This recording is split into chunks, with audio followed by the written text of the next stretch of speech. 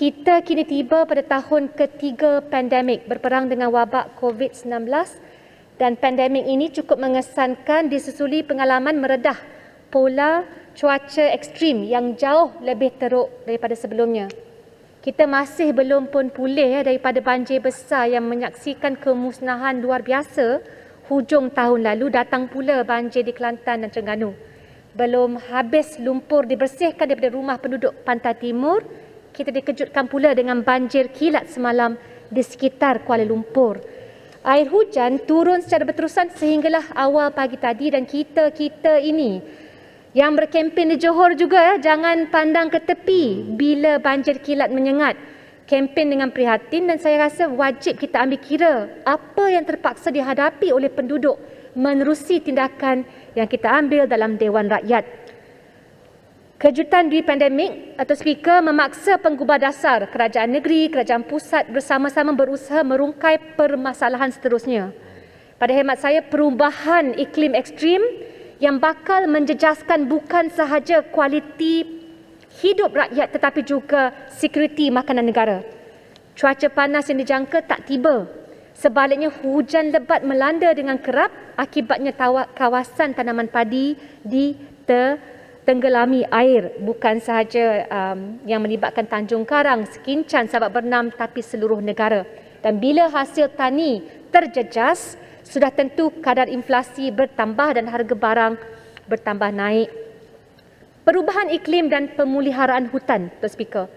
Laporan IPCC 2021 mendedahkan purata suhu global dari 2011 dan 2020 menjadi 1.1 degree Celsius lebih panas banding 1850 hinggalah 1900.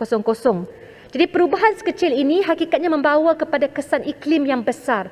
Kita lihat kehancuran, banjir kilat di Jerman, kebakaran hutan di Turki, gelombang haba yang teruk di Amerika Syarikat dan juga Kanada. Setakat pertengahan Januari, Menteri Datuk Seri Mustafa Mohamed jeli menganggarkan kemusnahan akibat banjir bernilai 5.3 bilion ringgit Malaysia hinggalah 6.5 bilion ringgit Malaysia. Seperti mana kemiskinan bersifat multidimensi, jaminan makanan negara juga bukan hanya melibatkan pengeluaran bekalan semata-mata tapi merangkumi aspek ketersediaan, accessibility, penggunaan dan kestabilan. Ini ditakrif sebagai sekuriti makanan oleh the Food and Agriculture Organisation dalam World Summit 1996. Jadi banjir di Kelantan Terengganu memperlihatkan sekitar 25,000 penduduk dipindahkan ke pusat pemindahan banjir. Jadi selagi kita tak ukur Multidimensional Poverty Index di kawasan pasca banjir, kita hanya mampu mengagak impak kepada sumber makanan mangsa yang terjejas lepas banjir tanpa benar-benar menyelusuri keperluan dan bahaya yang menimpa mereka. Seperti pandemik, perubahan iklim juga merupakan fenomena yang jauh lebih menjejaskan kehidupan golongan rentan, melebarkan jurang miskin kaya. Kerana golongan berpendapatan rendah, mereka lah yang bekerja dalam sektor pertanian, ternakan, perikanan dan sektor informal. Contohnya pekerja gig. Yang hantar makanan time hujan siapa? Pekerja gig. Tapi saya kecewa kerana Menteri Sumber Manusia menjawab tidak bersedia untuk memperkenalkan rang undang-undang baru bagi mengawal selia syarikat gig. Kerana semua mereka ini, the B40, kegiatan ekonomi mereka bergantung penuh kepada perubahan cuaca. Tuan Speaker, contoh baru-baru ini dengan banjir kilat, Jabatan Met Malaysia boleh saja keluarkan panduan kepada semua syarikat dan majikan agar membenarkan metod bekerja dari rumah apabila kita sudah tahu trend cuaca, banjir kilat berisiko berlaku. So allow them to work from home dan dapat menyelamatkan harta benda insya-Allah.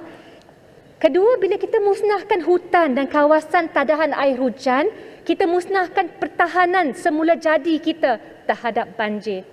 Berpuluh tahun diperlukan untuk tanah yang sudah dinyah hutan agar pulih, sedangkan ekosistem sebegini yang menadah air hujan supaya air hujan tak melimpah ruah masuk ke rumah orang. Jadi kita harus mengejar semula masa untuk memulihkan keadaan. Sejak 1962, Malaysia nyatakan komitmen nak kekal 50% daripada tanah kita dilitupi hutan. Tapi penyahutanan mereka kita berlaku dalam kelajuan yang sangat merisaukan. Contoh WWF Malaysia menganggarkan dari 2001 hinggalah 2019 terdapat pengurangan sebanyak 8.12 juta hektar hutan, iaitu 28%. Sekarang tinggal hanya 58.1% daripada keluasan tanah. Dan ingat, tahap ini pun dah rasa panas. Dah dapat alami krisis iklim yang begitu ekstrim. Jadi kita harus maksimalkan liputan hutan. Soalan saya, apakah yang sedang dilakukan oleh kerajaan tahun lepas Kasar Umum nak bentang Akta Perubahan Iklim tapi 3 tahun lagi, iaitu pada 2025. That's too late. Tuan Speaker, bencana akibat perubahan iklim sedang berlaku pada saat ini. Rumah-rumah di Kelantan Terengganu ditenggelami lumpur sekarang. Maka Akta Pengurusan Bencana, Akta Perubahan serta Adaptasi Iklim semuanya wajib dipercepat. Sebaliknya yang kita hadapi, realitinya kontraktor nak laksana projek mitigasi banjir di KL pun gagal. So I think this is quite crucial. Saya harap dapat dibawa dalam sesi ini. Apa guna adakan sesi tergempar kalau tak disusuli dengan undang-undang yang mengikat? Malaysia ada pohon daripada United Nations Green Climate Fund untuk mewujudkan pelan adaptasi iklim nasional, but this is only a small first step. Saya fikir kita wajib ada roadmap, target dan definisi apa maksud adaptasi iklim dalam konteks negara kita. Tuan Speaker, fasa kedua laporan IPCC menyimpulkan hampir 1/3 ladang makanan dan padang ragut haiwan ternakan tak boleh lagi diguna pakai pada hujung abad kalau perubahan iklim tak dibendung.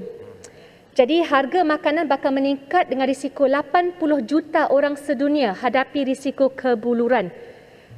Dengan ledakan harga barangan yang semakin naik, isu kekurangan bekalan makanan asas, ayam, minyak masak, kentang, telur, ada juga kepung bangkitkan yang lain ya. Kita nampak ada program subsidi pasar rumah rakyat, tapi ini tidak menyasari ataupun menyelesaikan masalah hakiki ya, because you are targeting the end product. Sebagai contoh, meskipun wujud pemberian subsidi input, skim insentif pengeluaran padi, tapi disalurkan menerusi vendor, bukan dengan sistem bayaran terus kepada pesawah.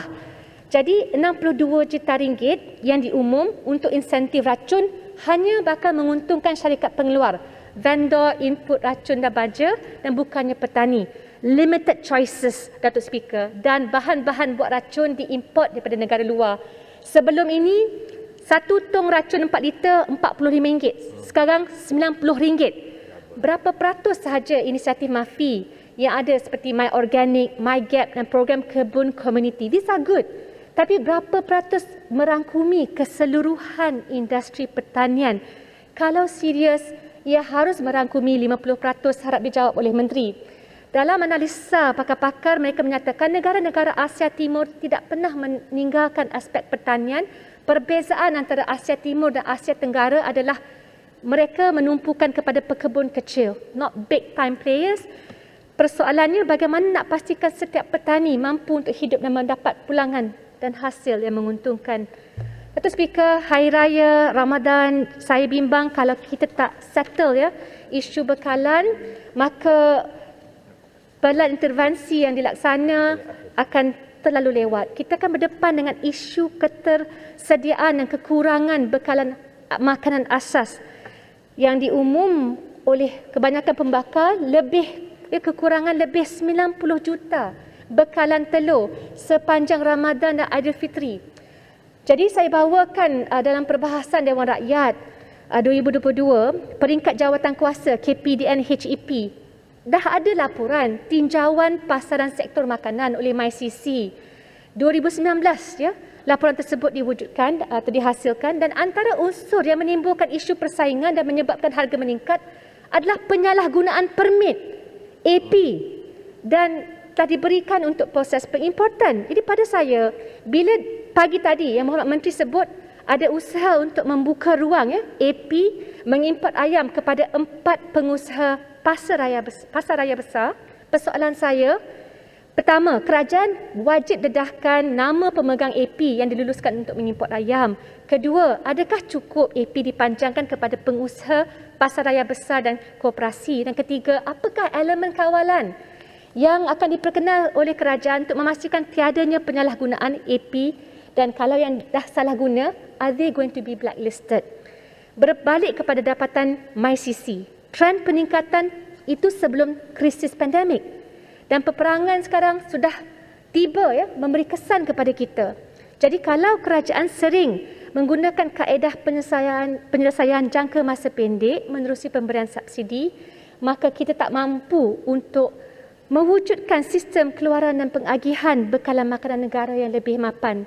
Kalau kerajaan mampu belanja 905.3 juta ringgit untuk dana jaminan makanan semasa PKP, saya fikir sebaiknya kerajaan melabur secukupnya untuk memastikan sekuriti makanan kita terjamin dalam jangka masa panjang. It's not easy, saya tahu, but I think kalau kita ada iltizam politik dan kita bersetuju dalam bab ini, kita jangan ambil jalan pintas yang akhirnya akan merugikan pengguna, petani dan penternak kita. Jumlah import makanan meningkat. Kadar purata 4.1% tahun. Dulu 45.3 bilion ringgit tahun 2015. Tahun lalu 55.4 bilion ringgit untuk memenuhi permintaan pengguna tempatan. You have bawang besar, produk tenusu, kopi, tepung gandum, teh, bawang kecil, ubi kentan dan minyak masak. Jadi 3 elemen pada saya lah yang menghalang kita daripada bergerak ke depan mencari penyelesaian. Bergantungan kepada konglomerat pertanian besar, bukannya benar-benar mengupaya petani serta pekebun kecil dengan teknologi terkini. Tiadanya fokus untuk melabur secukupnya bagi bakat agripreneur sebenar dan segmen berinovasi, dan kegagalan merungkai penyalahgunaan AP, subsidi kepada golongan racun serta baja terpilih. Minta rumuskan, Mami. Baik, terima kasih Dr. Speaker. Kita dah ada dasar akro makanan negara. Ya, saya dah baca hasil KPMG, yes, another consultancy, 2021 hingga 2030. Bagus, ada plan.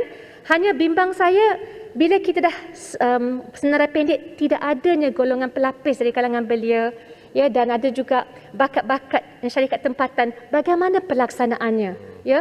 Kita tahu ada mereka yang mampu untuk melaksanakan vertical farming yang kalis cuaca ekstrim. Tapi pantauan dan maklum balas daripada saya, tanah pertanian kita ada 8 juta hektar. Hari ini kita guna 800,000 hektar saja untuk tujuan sektor agromakanan. Less than 10%. Jadi bila kita tidak beri dokongan, ya, bayangkan ekosistem ini tidak membantu kerana kalau mereka yang diberikan sewaan tanah untuk membangunkan teknologi terkini, believe me, ya, saat-saat akhir ada saja kerajaan negeri, ya, kerajaan pusat, agensi yang akan tarik balik tanah yang disewa. Itu pantauan dan maklum balas yang kami dapat. Jadi saya harap bila kita ada dasar agrosecurity, kita mahu kembali untuk mengangkat agenda tersebut, maka kita harus pastikan wujudnya reformasi struktural, and sudah tentu it's not going to be easy. Ada players yang akan marah. Tetapi demi security jaminan dan kedaulatan makanan negara, kita harus laksanakan apa yang sukar. Dan di sini relevannya kewujudan pembangkang yang kuat. Terima kasih Datuk Speaker, saya mohon menyokong dengan cadangan balas reformasi struktur yang disebut tadi. Terima kasih.